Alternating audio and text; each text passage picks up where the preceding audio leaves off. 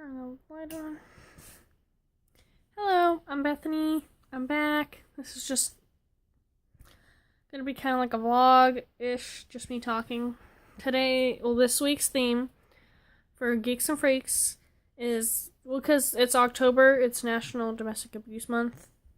I just wanted to talk about the subject and how important it is for people to be aware it's happening in homes and with children, and women and men are getting hurt and physically, mentally, and it's not cool. Like, it is not. It's serious. Things need to be happening to change it.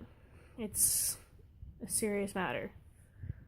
Like, it's like 2 a.m. and I'm exhausted, and I just couldn't sleep thinking about this week, and cut my hair. Took the mohawk off. I've had it for a while, and it's just getting too much. My schedule, coming home, waking up, taking care of the house, taking care of my husband, going to school, coming home, taking care of the house, babysitting, plus working, and it was just another step in my routine that would have been a lot easier if I just got rid of it. Also, it was a temptation for me for self-harm, and I'm trying to quit that. I've been trying to quit for many years, and I've been difficult. It's difficult. So basically, I wanted to say I've been in a situation where I was being abused mentally and physically. It's not cool. I was in it for about 6 years of my life. I had no control over it. I got in it when I was really young. It wasn't a relationship. It was my mom getting with this guy who was very violent, and made her very violent.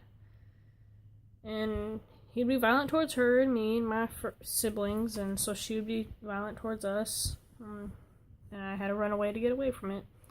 And it really sucked. Especially, like, seeing the person that you love the most in the world, the person you call mother that raised you, being hurt, and then hurting your friends and your sister and your brother and you. It's heartbreaking, and it's a situation where it's really hard to get out. Like, I've known friends that have died trying to get out, or have ran away and died running away, and it's not cool. And I just want to say it is out there. It's Awareness Month, so it's a thing that's happening. It's a thing people need to talk about more often.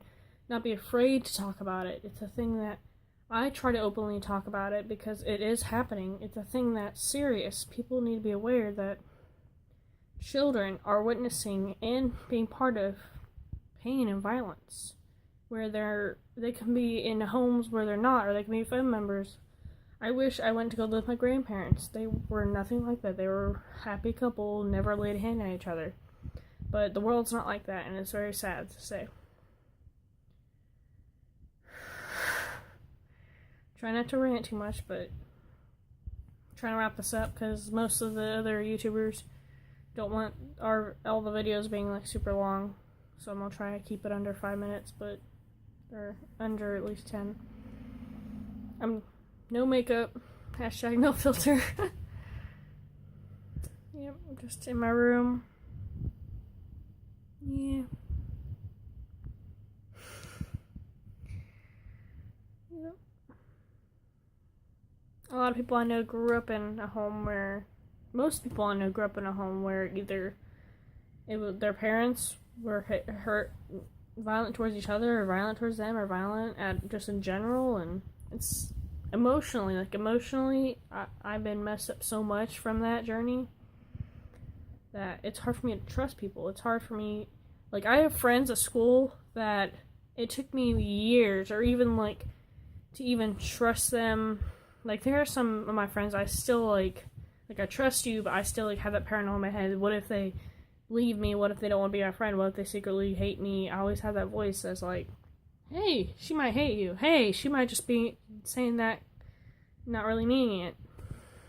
Because of all that domestic abuse of, you're not worth it, you're worthless, you're a piece of trash. it scars people. Like, imagine a child being like, when I was a child, like, just in your mind, like, I'm a piece of trash, I'm worthless, I might as well drop out of school because I'm dumb, and I might as well, just hurt myself. And that's really sucks, and it's not cool. And that's, even if it's not you, even if it's not the child, even if you like, oh, the child's in the other room, oh, my son or daughter's in the other room, they don't know what is happening to me. They can tell a difference in your eyes, how you look like. They see their mommy hurt or daddy hurt. They can tell. Like, I could tell that my mom's boyfriend was hitting her before, like, anyone else, just by the look in her eyes. Like, the second he was around, her confidence was from here to, like, nothing. Like, her whole mind was shut down.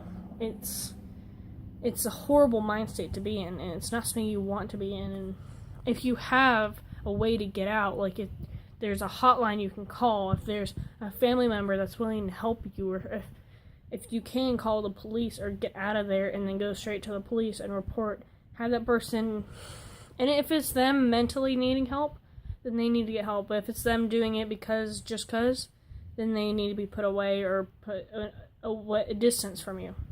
So don't be afraid to get help. I had to run away to live with my father to get out of it, and that took 6 years of planning and figuring out, because the cops were friends with the person that was doing it, so I know that wouldn't work. And I didn't have enough evidence because I went to a different county and talked to them, and they said you have to have more evidence than just your word in court. That's not going to hold because you're like 10 years old or something. That's not going to hold. And it's just, you got to find a way out. You can't. It might take some time. Like, it did take time for me, but it will get better. Do not try to kill yourself or hurt yourself to get out of it, because that's not going to help anyone. That's going to hurt people. So I'm going to go now before I start crying. Bye. Thanks for listening and hearing me rant.